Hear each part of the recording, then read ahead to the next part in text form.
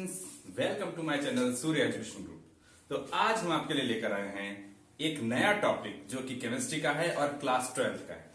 तो सबसे पहले वो स्टूडेंट्स जो कि क्लास 12th में हैं वो लोग इस टॉपिक को बहुत अच्छे से ध्यान देंगे और उनके लिए अटेंशन की बात है कि ये टॉपिक एग्जाम में बहुत ही इंपॉर्टेंट है और बहुत ही अच्छे से आता है। तो सबसे पहले हम इस टॉपिक के बारे में जानेंगे। देखने से आपको समझ में आ रहा है कि आपके क्लास 12th का SHE है। मैंने पहले से ही डायग्राम ऑलरेडी बना के रखा है क्योंकि हमें टाइम मैनेजमेंट कर लेके चलना है, वीडियो लंबी ना हो, नहीं तो आप लोग भी देखने में बोर हो जाएंगे। तो सबसे पहले देखते हैं कि ये टॉपिक हमारे पास दिख रहा है जिसका नाम है स्टैंडर्ड हाइड्रोजन इलेक्ट्रोड। तो आज हम पढ़ेंगे स्टैंडर्ड हाइड्रोजन इलेक्ट्रोड। पहले की बात हम ये जानेंगे कि इसको हम कोई भी एक टॉपिक पढ़ने के पहले मैं आपको बताना चाह रहा हूं कि मैं इस टॉपिक के बारे में नहीं, किसी भी टॉपिक के बारे में अगर आप पढ़ते हैं तो फर्स्ट ऑफ ऑल आपको 3 चीज का ध्यान रखना पड़ेगा कि पहली बात आप वो क्यों पढ़ रहे हैं, क्या पढ़ रहे हैं और कैसे पढ़ रहे हैं। तो मैंने इसीलिए टॉपिक पे आपको लिखा हुआ है कि हम जो आज पढ़ेंगे वो है कि क्या, क्यों और कैसे। तो पहली बात तो हम ये जानना चाहेंगे कि ये क्या है, ये जो SHE है ये क्या है। कोई आपसे पूछा कि भैया SHE क्या है, तो SHE मैं आपको बताना चाहूंगा कि SHE एक प्रकार का इलेक्ट्रोड है। क्या है ये? एक प्रकार का इलेक्ट्रोड है। अब जो ये इलेक्ट्रोड है तो ये करता क्या है? तो ये करता क्या है कि ये किसी भी सेल के एक इलेक्ट्रोड का पोटेंशियल निकाल सकता है। क्या कर सकता है ये? कि किसी भी सेल के एक सिंगल इलेक्ट्रोड का पोटेंशियल निकाल सकता है। तो मैंने 2 टॉपिक देखा कि क्या कर सकते हैं। पहले तो नाम इसका क्या है, तो ये क्या है, यह एक क्या है, एक प्रकार का इलेक्ट्रोड है जो कि क्या करता है, ये क्या काम करता है, सेल के किसी सेल के सिंगल इलेक्ट्रोड के पोटेंशियल की कैलकुलेशन कर सकता है कि उसका पोटेंशियल की पावर कितनी है, EMF कितना है, ये उससे निकाल सकते हैं। अब तीसरी चीज आती है कि ये कैसे काम करता है। ठीक है, तो ये काम कैसे करता है इसकी हम वर्किंग देखेंगे। तो सबसे पहले हम ध्यान देंगे कि इसमें ये एक कोई भी हमने बर्तन ले लिया जिसमें हमने क्या किया, वो सॉल्यूशन डाल दिया हुआ है। अब ये सॉल्यूशन हमारे पास क्या दिया है, 298 K पर हमने एसिडिक सॉल्यूशन कुछ भी इसमें डाल दिया। अब आगे देखते हैं, हमने जब एसिडिक सॉल्यूशन इसमें डाला है तो सबसे पहले हम ध्यान देंगे कि इसमें हमको फर्स्ट ऑफ ऑल एक जो प्लेटिनम की प्लेट होती है, इसमें एक प्लेटिनम की प्लेट होती है, जैसे इसमें लिखा है कि इसमें एक प्लेटिनम की प्लेट होती है जिसमें हम प्लेटिनम ब्लैक का क्या करते हैं, फॉइल का क्या करते हैं, कोटेड होती है, हम उसे पेंट कर देते हैं।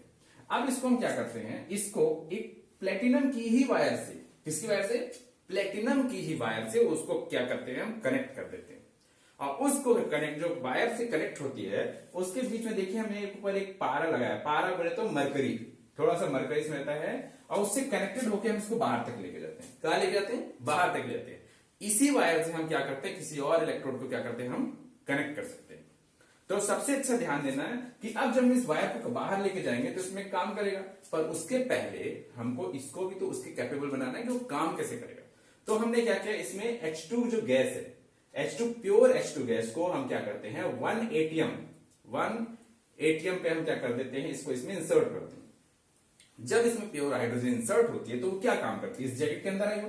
ये मैं बता दूं कि ये ग्लास का जैकेट है, कांच का एक जैकेट है, ग्लास का जैकेट है जो इसको पूरा इंस्ट्रूमेंट को कवर करके रखता है। तो कवर करने के बाद ये क्या करेगा, जैसे हमने इसमें गैस प्रोवाइड कर दी, तो गैस प्रोवाइड करने के बाद कुछ जो ये प्लेटिनम की प्लेट्स होती है जो उसको क्या करेगी, हाइड्रोजन को क्या करेगी, एब्जॉर्ब कर लेगी। अब कुछ को क्या करेगी, ये बाजू में जस्ट छोटे छोटे से, देखिए आपको दिख रहे होंगे यहां छोटे छोटे से होल्स हैं जो कि क्या करेंगे, ये गैस को क्या कर देते हैं, बाहर सॉल्यूशन भेज देते हैं। अब ये कंटिन्यूअसली प्रोसेस चलती रहती है, पर एट अ टाइम एक क्या होता है, एट अ टाइम ऐसी सिचुएशन आती है कि जब ये भी एब्जॉर्ब नहीं कर पाएगा ये हाइड्रोजन को और ये सॉल्यूशन भी नहीं ले पाएगा। इस सिचुएशन में इन दोनों के बीच में एक साम्य, इक्विलिब्रियम स्टार्ट हो जाता है। इक्विलिब्रियम, ना तो ये एब्जॉर्ब करेगा और ना ही वो एब्जॉर्ब करेगा। तो इस सिचुएशन में वो क्या होता है, बैलेंस हो जाता है। और तब हम इससे क्या निकाल सकते हैं, किसी भी हम चीज को इससे इलेक्ट्रॉन निकाल सकते हैं। तो देखिए हम इसको जैसे लिखने का टॉपिक देखेंगे तो ये आपको इस तरह से हम समझ सकते हैं। और हम अगर लिखने के इसका टॉपिक देखें तो लिखने में मैंने एक शॉर्ट नोट बनाया हुआ कि शॉर्ट नोट में अगर आप चाहें तो नोट्स बना सकते हैं। मैंने इस ओवरली समझने के बाद अगर आप लिखना चाहें तो लिखने के लिए हमने इसको बोल दिया है कि इसमें क्या होता है, एक आयताकार, सबसे पहले हम क्या करेंगे, इसमें एक आयताकार रेक्टेंगुलर प्लेटिनम का प्लेट होता है जिसको हम बोल रहे हैं, ये रेक्टेंगुलर मतलब आयताकार एक प्लेटिनम की प्लेट होती है जिसमें क्या होता है, प्लेटिनम ब्लैक कोटेड होती है। मतलब इसमें प्लेटिनम ब्लैक का क्या लगा होता है, पेंट लगा होता है, इसमें उसको क्या करते हैं, पॉलिश कर देते हैं या उसमें कोटेड करते हैं। और इसी प्लेटिनम की प्लेट को हम क्या करते हैं, इसमें कनेक्ट करते हैं एक वायर से, जिससे किसकी बनी होती है, खुद ही प्लेटिनम की बनी होती है। हमने उसको कनेक्ट कर दिया। अब देखा, अब हमने सेकंड पॉइंट देखा, ये तो हमारा लिखने का होगा कि पहले हमने क्या किया, एक आयताकार, एक रेक्टेंगुलर हमने प्लेटिनम की प्लेट ली है, जो कि ऑलरेडी किससे है, कोटेड है प्लेटिनम ब्लैक से, एंड देन हमने उसको ऑलरेडी कनेक्ट करके रखा है किससे, प्लेटिनम की वायर से, जो कि इसी से कनेक्ट हुई है और एक मरकरी के थ्रू। अब हम सेकंड पॉइंट देखते हैं कि ये जो मरकरी के थ्रू कनेक्टेड है, हमने लिखा कि ये ऑलरेडी क्या है, मरकरी से कनेक्टेड है, और यही वायर किसी दूसरे, जिस हम इलेक्ट्रोड की बात करेंगे, उससे कनेक्टेड हो सकती है। अब हम देखते हैं नीचे सेकंड पॉइंट में देखा कि हमने ऊपर के पॉइंट से, यहां से अब हमने प्योर H2 को 1 atm टेम्परेचर पर इसमें प्रोवाइड किया। जब हमने इसमें प्रोवाइड किया तो जैकेट के अंदर H2 गैस आ गई। अब इस जैसी जैकेट के अंदर H2 गैस आ गई तो हमने देखा कि नीचे कुछ होल्स हैं, जो कि हमारे पास जो नीचे कुछ होल्स होते हैं, छिद्र होते हैं, वो उस H2 गैस से कुछ बाहर निकल जाते हैं, और कुछ इस प्लेटिनम ब्लैक प्लेट जो होती है उससे क्या होती है, कुछ अवशोषित हो जाते हैं और कुछ बाहर निकल जाते हैं। तो ये काम हुआ। अब तीसरी कंडीशन, अब जब यही प्रोसेस, जैसे मैंने आपको बताया कि अगर ये प्रोसेस कंटिन्यूअसली चलती रहती है, देन इसमें क्या हो जाता है, इक्विलिब्रियम की कंडीशन आ जाती है।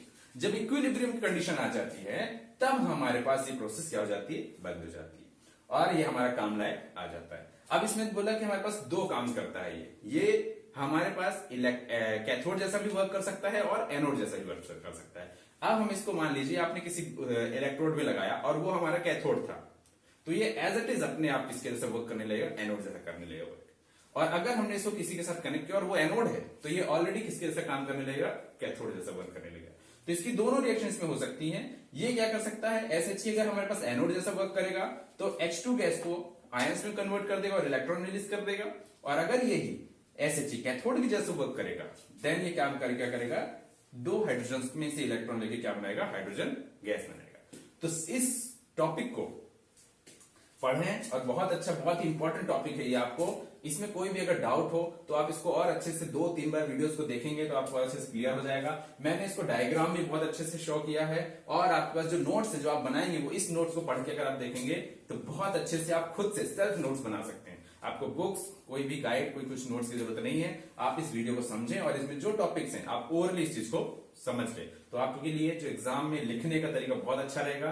आपको याद करने के लिए ज्यादा मेहनत नहीं पड़ेगी। आप 1 से 2 बार इस वीडियो को देखेंगे तो आपको SH पूरा का पूरा बहुत अच्छे से याद हो जाएगा। तो इस टॉपिक को समझें और बताएं कि हमारा ये टॉपिक कैसा लगा, और हमारे इस चैनल को लाइक, शेयर एंड सब्सक्राइब करें। तो please view this topics and best of luck. Thank you students.